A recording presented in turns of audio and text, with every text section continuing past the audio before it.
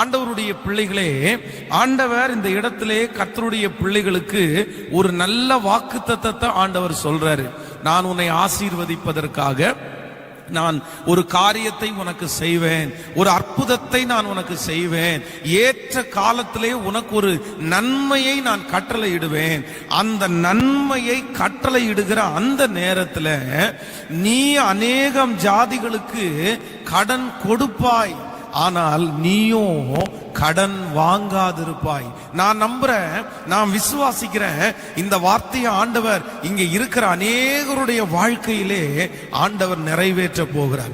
ஏற்ற காலத்துல ஆண்டவர் உங்களை ஆசீர்வதிப்பதற்கு அவருடைய பொக்கிஷ சாலையாகிய வானத்தை உங்களுக்காக ஆண்டவர் திறக்க போகிறார். திறந்து இன்றைக்கு ஒருவேளை நீங்கள் கடனோடு கூட இந்த ஜெபத்துல கலந்து கொள்ளுகிறீர்கள்.